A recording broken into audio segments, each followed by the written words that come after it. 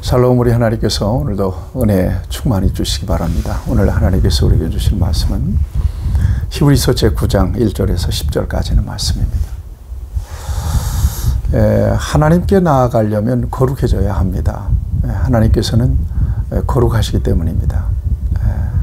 거룩해질 수 있는 방법을 하나님께서는 그래서 하나님 백성들에게 가르쳐 주셨습니다. 이게 바로 제사입니다. 그래서 출애굽기 20장 이후에 모세를 통해 십계명을 주시고 하나님께서 집중해서 명령하신 것은 성막을 만드는 거고요. 그 다음에 제사법에 대한 말씀을 주고 계시지 않습니까? 여러분, 성막의 구조를 이렇게 보셨을 것입니다. 성막은 세 구조로 이렇게 나눠져 있습니다. 뜰이 있으며 뜰. 여기에는 번제단이 있습니다. 짐승을 잡아서 불사르죠. 번제단을 지나면 물두멍이 있습니다. 물두멍 깨끗이 씻습니다. 그래서 다 나름대로 영적인 의미가 있는데 설명하긴 어렵고요. 그 다음에 거기서 씻고 성소로 들어가게 되면 오른편에 떡상이 있습니다. 제사장이 12덩이의 떡을 이렇게 매주마다 갈아냅니다. 그리고 그것은 제사장이 먹는 떡입니다. 그리고 왼쪽엔 촛대가 있고요. 7촛대죠. 그 다음에 앞으로 조금 나아가면 분향단이 있습니다. 거기에 분향단. 거기에 뭐 소합향, 나감향 뭐 이런 향을 피우도록 되어 있고요. 그 분향단을 지나면 이제 하나의 막이 나타납니다. 이게 성소의 휘장입니다. 휘장. 그 휘장 너머에 지성소가 있어요. 지성소. 그 지성소는 누구도 못 들어갑니다. 대제사장만 들어갑니다. 1년에 한 번 속죄일에 대속죄일 7월 10일 대속죄일에 들어가는 거죠. 피를 가지고. 그것도 대제사장이 자기의 죄 때문에 거룩하신 하나님 면전에서 뭡니까? 죽을 수도 있기 때문에 심판받아서 징계받아서 그래서 자기를 위한 속죄의 제사를 드리고 제사의식을 행하는 것, 속죄의식을. 지성소에 들어가면 거기에 법궤가 있습니다. 두 그룹 천사죠. 천사들이 이렇게 감싼 법궤가 있습니다. 법궤. 시띠나무로 금으로 싸서 만든 상자죠. 그 안에는 세 가지 중요한 상징적인 물건들이 들어가 있어요. 성물들이. 거기에 만나, 광야에서 내내 먹었던 만나, 그 다음에 십계명 돌판, 그 다음에 아론의 지팡이인데 싹이 난 지팡이에요. 살구 열매가 맺히잖아요. 그 아론의 싹 난 지팡이가 그 법궤 안에 들어가 있습니다.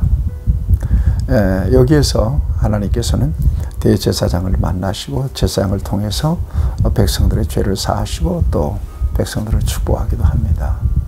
이것이 이제 성막의 구조인데 예수님이 이 땅에 오시고 난 뒤에는 그 모든 절차가 필요 없죠. 누구든지 예수의 이름으로 하나님 아버지 부를 수 있게 되잖아요.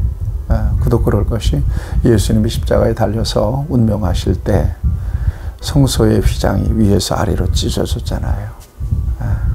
그 성소의 휘장은 예수 그리스도라고 분명히 고린도에서 밝히고 있습니다. 우리는 예수 그리스도를 힘입어서 하나님께 담대하게 나아갈 수가 있게 된 거죠. 자, 이제 오늘 본문 말씀은 이 같은 사실을 우리에게 이렇게 소개하고 있는 말씀입니다. 첫 언약에도 섬기는 예법과 세상에 속한 성소가 있더라 그랬어요. 그래서 2절에 보면 첫 장막, 이건 성소를 의미합니다. 그 다음에 3절에 보면 둘째 장막 그랬습니다. 휘장을 지나서 이 지성소를 의미합니다. 그 성소의 모습을 이렇게 보여주고 있습니다. 그리고 7절에 보면 둘째 장막은 어떤 곳인가 이렇게 소개하고 있습니다. 지성소죠. 오직 둘째 장막은 대제사장이 홀로 1년에 한 번 들어가되 자기와 백성의 허물을 위하여 드리는 피 없이는 아니하나니. 8절에 보니까 성령이 이로써 보이신 것은 첫 장막이 서 있을 동안에 성소에 들어가는 길이 아직 나타나지 아니한 것이라. 이 장막은 현재까지 비우니 이에 따라 드리는 예물과 제사는 섬기는 자를 그 양심상 온전케 할 수 없나니 그랬습니다. 이 장막은 현재까지 비우니 그랬습니다. 비우. 그 다음에 중요한 것은 양심상 온전하게 할 수가 없는 성소였다는 것입니다. 온전치 못한 성소였다는 것이죠. 그러면서 이 지상의 성소와 하늘의 성소, 지상의 성소에서 제의적인 사명을 감당하던 대제사장과 영원한 우리의 제사장을 이 말씀 속에서 비교하고 있는 것입니다. 옛 언약, 이것을 통해서는 그 양심상 온전케 할 수 없다라고 분명히 결론 내리고 있습니다. 10절 말씀을 보면 이런 것들은 먹고 마시는 것과 여러 가지 씻는 것과 함께 육체의 예법일 뿐이고 개욕할 때까지 맡겨둔 거라는 거예요. 육체의 예법일 뿐이다라고 하는 것입니다. 앞으로 우리에게 주실 영원한 속죄에 대한 예표에 불과하다라고 하는 것을 성경은 말씀하고 있는 것입니다. 개욕할 때까지 잠시 맡겨둔 거라는 거예요. 이런 차원에서 오늘 우리가 이 땅에서의 어떤 그 제사를 이해할 수가 있게 되는 거죠.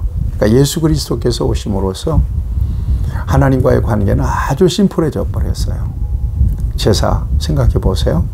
우리가 잠시 그 앞에서 그 성막의 구조를 잠깐 생각해 봤습니다. 얼마나 절차가 복잡하고 어렵습니까? 그럼에도 불구하고 온전치 못하고 양심상 온전케 할 수가 없다라고 이렇게 말씀하고 있는데, 이것은 예수님께서 이 땅에 오시고 새 언약의 중보가 되시고